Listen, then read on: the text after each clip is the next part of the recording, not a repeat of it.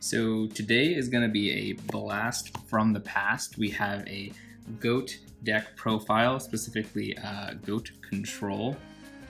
So for those of you unfamiliar, GOAT format, as it's known, is the summer of 2005. Basically, it plays the April 2005 ban list. So the main cards in this come from the early first sets of Yu-Gi-Oh! Basically, pretty much just the Duel Monsters era. And there are some cards that are banned, some cards that are limited, and some cards that are semi-limited, but the ban list is obviously much shorter than today's list. But so yeah, let's take a look at this GOAT control deck profile. All right, so for the main deck monsters, the first guy we are playing here is a copy of Black Luster Soldier, Envoy of the Beginning. This guy is pretty crazy. He is limited to 1 in GOAT format. Pretty much all GOAT decks play him. He's just really powerful, being not only 3,000, but also just 2 insane effects where he can just banish a monster, or he can basically attack twice. And pretty easy to bring out, just having a dark and a light in the grave. So yeah, pretty much a staple one of. You want to play him in pretty much every deck, every GOAT deck you're building. So next we have 2 copies of Air Knight Parshath. This guy's also really good. Some people play 2 copies of Air Knight, some people play 1 Dekoichi, the Battle and Hit Locomotive. And basically Air Knight does, well, he's a 1900 beater, and he does piercing damage, which is already pretty good considering GOAT tokens just, are summoned in defense, and you can just do kind of 19 right through them. But also, if he does any battle damage at all, he actually lets you draw a card. So he's a kind of staple in GOAT format. A lot of people play him. He's a tribute, so as being a level 5. So not always the easiest to get out, but generally, if you can stick a monster, you're able to just get him on the field. So we have 2 copies of Magician of Faith. This card's also really insane. I think this was right before Magician of Faith was banned for a pretty long time. It's pretty well known, but basically it's just a flip effect that lets you recycle a magic card from your graveyard to your hand. So the benefit of Magician of Faith, not only does it allow you to plus on card advantage, but the cards you're plussing off of are just usually like insane power 1-of spells. So we're talking like Pot of Greed, Graceful Charity, Heavy Storm, or even some just really good like Nobleman of Crossout spells that you can just gain so much advantage from. So pretty much staple in absolutely most GOAT control decks, but just most GOAT decks in general. So Magical Merchant, kind of the same story as Air Knight Parshath in terms of some people play 2, some people play 1 and like a Dekoichi. So that's a bit flexible.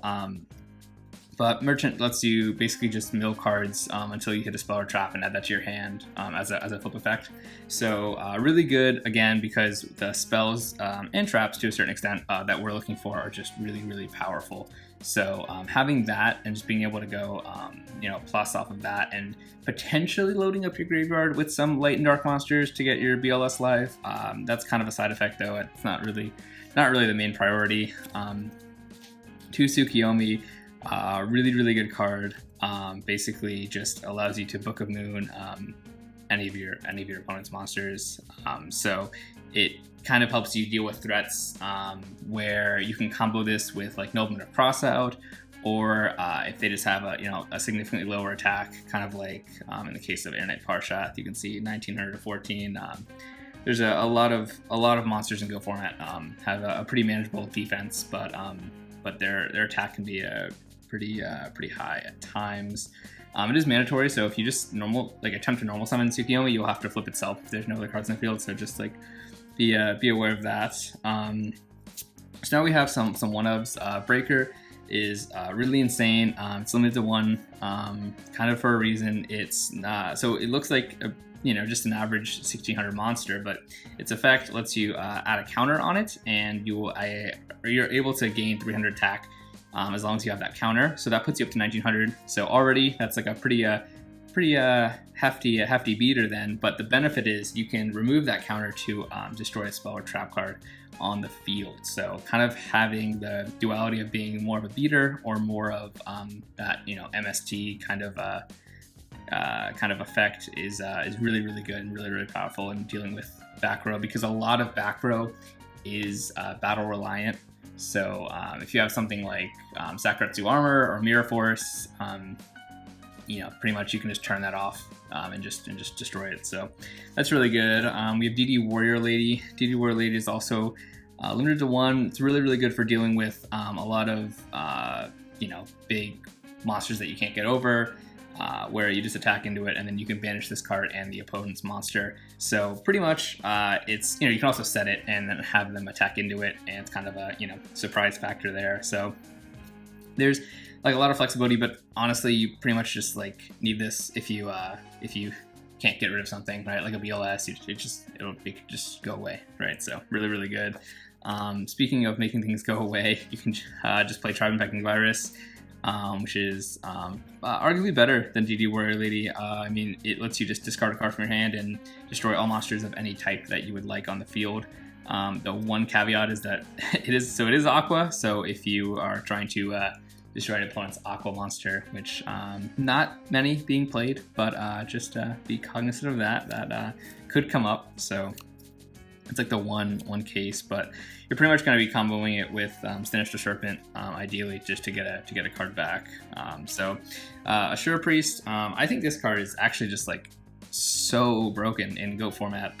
Basically, it's 1700, and it allows you to attack all of your opponent's monsters during every battle phase.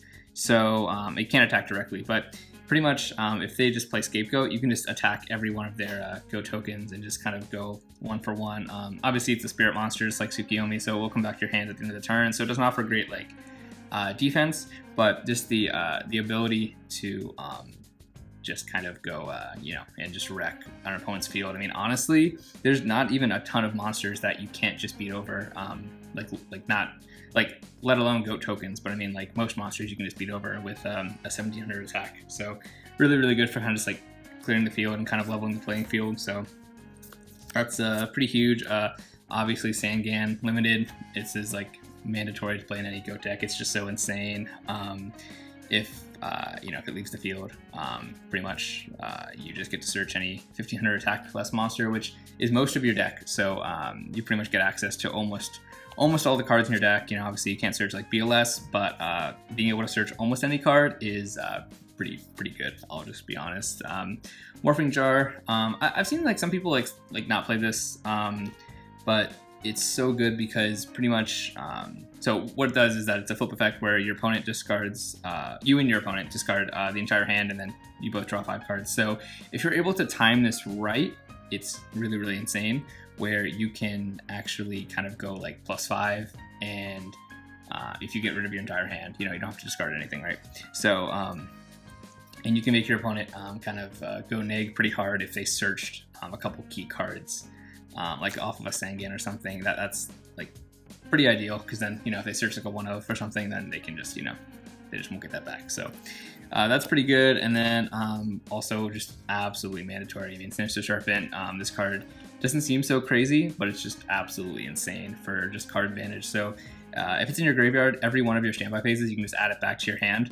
So that basically lets you just have like this infinite advantage for discarding, or just kind of an infinite block where if you just set it and it goes to your graveyard, you just get it back, right? So it can just kind of, like if your opponent just has one monster and you're kind of both top decking, you can just always have just a defense to protect your life points until you draw into something like better that can potentially beat over your opponent's monster, or just like some you know, spell trap to deal with it. So that's all of the monsters, and now we'll get into spells. So for our spell lineup, the first 3 cards are Metamorphosis, and this card is still banned to this day. It's just a crazy card. It lets you fusion summon, special summon a fusion monster, actually, not fusion summon, just by tributing a monster of the same level. So it's just it allows you to pretty much toolbox through like all of the fusion monsters that are in the game at this time, which is like nearly like I think like 60 or something.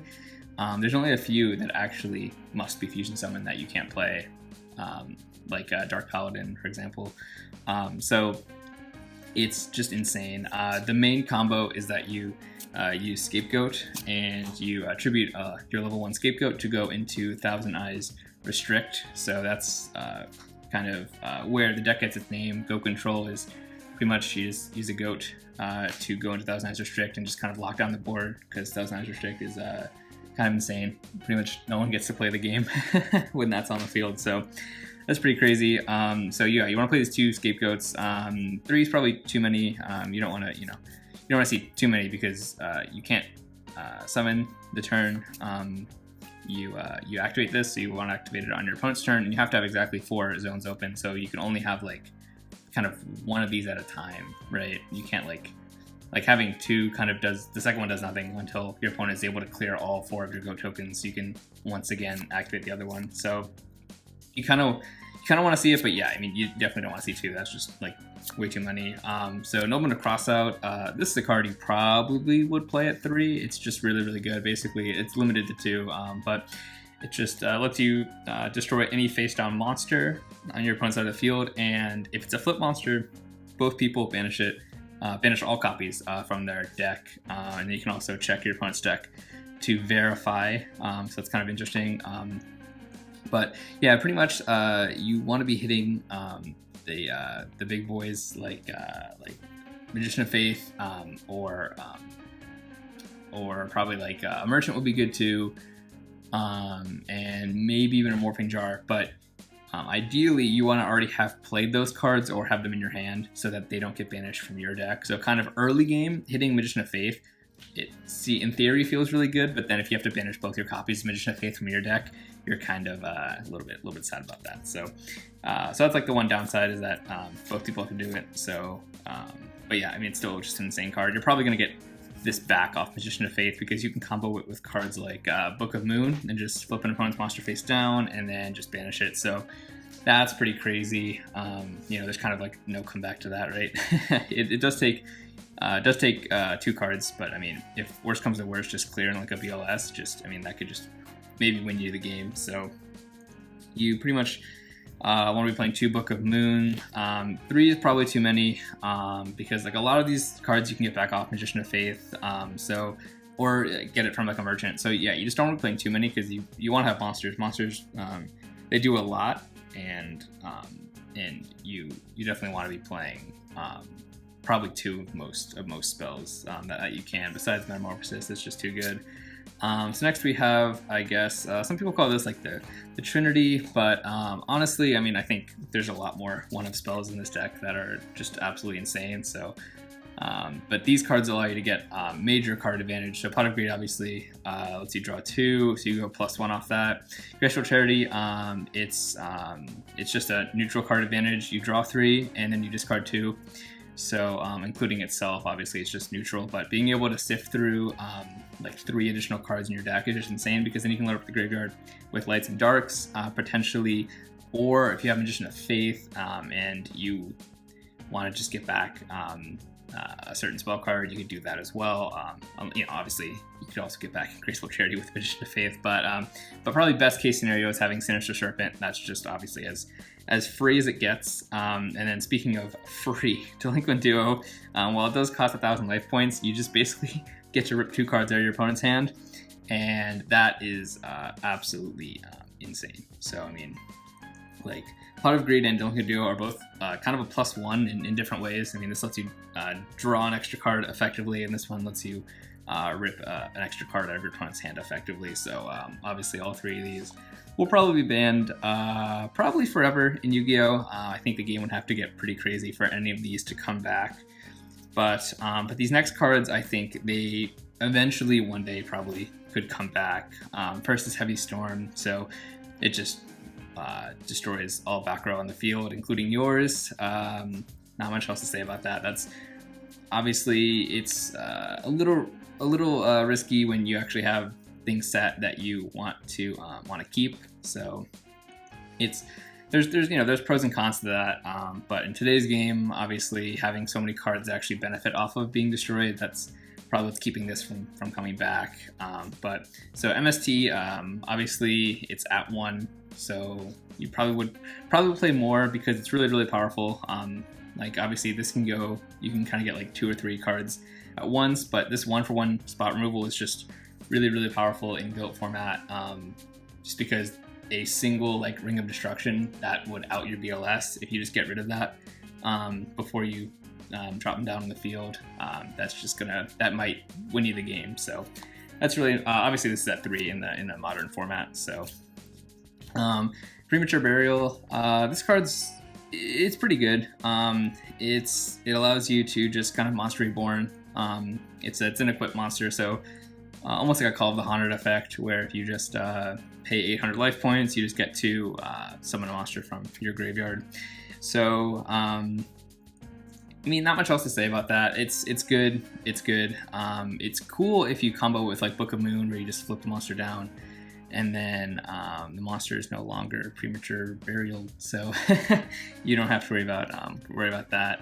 Some people combo it with Giant Trunade, so it just comes back to your hand, and then the monster is not destroyed, obviously. So yeah, pretty nuts. Snatch Steal, this also is just a really good card. This just lets you take an opponent's monster, and then every one of their standby phases they gain 1,000 life points. So that it definitely could add up if you're not careful. Like if you're kind of in like this like really slow game, but if you're going and taking one of their monsters, that's pretty huge. You should be advancing the game state pretty quick off of that. But it's definitely something to be aware of. I think you can let your opponent rack up a lot of life points if you really can't do anything. So you don't want to be in a position where you're taking a monster and then just giving them like 10,000 life points because you're both just top decking. Now onto the traps. We have 2 copies of Sakuretsu Armor. This card is a pretty much staple in GOAT format. Almost every deck plays this. Some played at 3. It just is kind of a 1-for-1 spot removal. When an opponent's monster declares an attack, you just destroy that monster. So obviously it's susceptible to back row removal like Heavy Storm and MST before your opponent actually does declare the attack. That's pretty much why battle traps are not played heavily in the modern game, but in GOAT format they are still really good, because if your opponent does not have like a breaker or an MST or something, it just kind of is just a great 1-for-1 spot removal. So Dust Tornado is kind of in most cases the worst version of MST. You just play it just because back row is really annoying in this game. There's a lot of really good traps that you just want to get rid of. So you just set this, and then on your opponent's turn you just pop whatever they just set before they can activate it. So it also has an interesting effect where you're allowed to set a spell or trap card from your hand on resolution.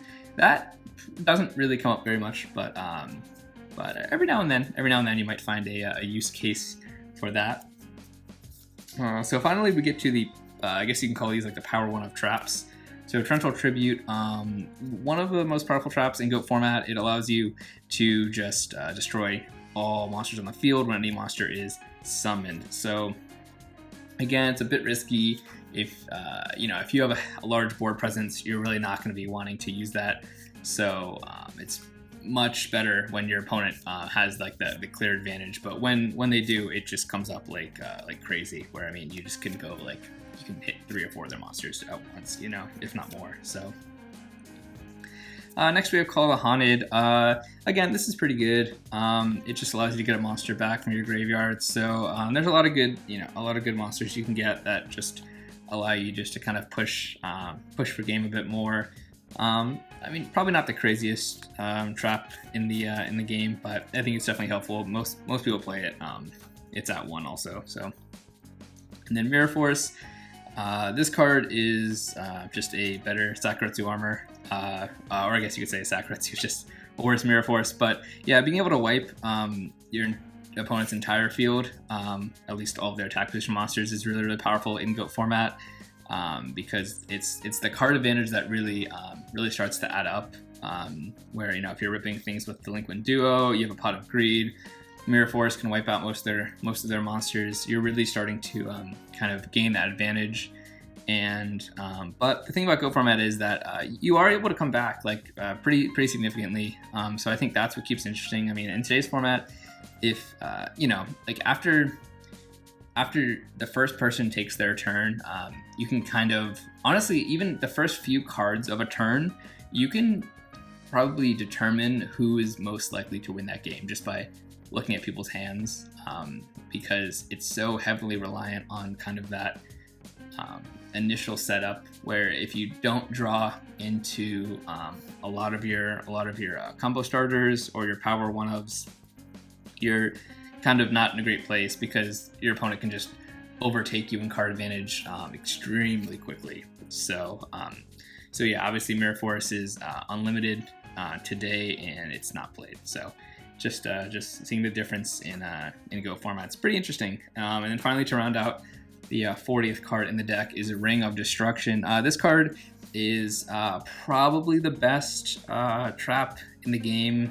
It's at 1, and this card is so good that, I mean, it was you know, it has been on the Forbidden Limit list for a long time, and had some erratas to make it a little bit more reasonable in terms of not ending so many games in ties, because basically you just target a monster on the field and destroy it and inflict direct damage to both players. So it basically, if you have like a BLS and your opponent has less than 3k life points, you can just win, you know, just by even popping your own BLS or something. So there's a lot of nuances in terms of how the card can be used, and just being able to spot removal is just really powerful. So so yeah, that's the main deck. So we can now get on to the extra deck. Now on to the extra deck, or fusion deck as it was called at the time, because there were only fusion monsters in the game. No XCs or Synchro or anything. So we're first going to play 3 copies of Thousand Eyes Restrict. This is out of all the cards in the fusion deck, this guy is mandatory. You want all 3 of your Metamorphosis to be live at all times. Again, comboing with that Scapegoat. You can also get them out with like Magician of Faith or Magical Merchant. Like, there are a lot of other 1-ofs that are able to bring this guy out in combo with Metamorphosis, but that's probably the easiest way is Scapegoat. But this guy's basically the reason, like I said, it's called Go Control. He just locks down the board. So what he does is he allows you to equip an opponent's monster to him and then gain that attack. So you can pretty much equip just about anything, and even like a BLS. So he can get pretty high in attack, but his other effect is pretty insane, where he lets you only attack with him. So no other monster can attack while he's on the field, including your opponent's monsters, and no other monster can change battle position. So if you're able to bring him out, it really does just lock down the entire game. So it's pretty important to have 3 of him. Like I said, that's probably the only card that's like absolutely mandatory in this fusion deck. So the rest of the cards we play are just really all, if not all, but most, I guess, of the fusion monsters that are live at the time, that are available in the game. So the reason we play all these is because Metamorphosis, you want that to have, you want to have every option, where if Metamorphosis, if you want to Metamorphosis one of your monsters, or if you use Snatch Steal and want to Metamorphosis one of your opponent's monsters, you basically, there's no limit to the fusion deck, so it doesn't have to be 15 cards, so you can just play all the fusion monsters. Like, there's really, I guess, no reason not to, right? So so Flame Ghost is the most powerful, oh, actually, sorry, Dragon Nest is the most powerful level 3, and it's probably the best one to play. So I think these might be the only level 3s or something in the game currently. So Darkfire is also matched with Carbonella Warrior for the 2 level 4s that you want to play. So 1500 attack for level 4, not terrible, but level 5s are where we actually start to get like some good effects. So Dark Vaulter, Reaper on the Nightmare, Fiend Skull, all really good. So these are this is probably the best one for sure. Reaper sometimes comes up. Fiend School might come up, just depending if you need the 2k attack or the effect. Potentially, but I don't know why you wouldn't just go to Dark Vault her. But yeah, if you want, you just play 3 copies of all these guys, and then just a couple other ones, just because why not? For level 5s, Kaminari, Deep Sea Shark, and Giltia, Flame Swordsman, Cybersaurus, and Flower Wolf, and finally we have one Musician King. So I'm not sure if there's many level 5s that I'm missing, but I tried to get most of them. So, but yeah, just let me know if there's any that you guys see that I missed. So the level 6s are pretty much just Dark Blade is the best one, and then Ryu Senshi might come up, but Dark Blade is probably just the best one. So pretty much you can play 3 of him. I just have 2. You probably want to play at least 2 just in case. But yeah, it says each time it inflicts battle damage to your opponent, you can select up to 3 monsters from your opponent's graveyard and remove them from play. So banish them. And this is really good in terms of not allowing your opponent to get any chaos shenanigans going, or maybe Bazoo if they're doing that. So definitely has a lot of uses, and being 2200 attack is pretty good, but basically the only time you're going to go into him is with like a Jinzo, so he's a little bit situational. I mean, obviously we don't play any level 6s, so yeah, it's pretty much just kind of if your opponent's playing Jinzo.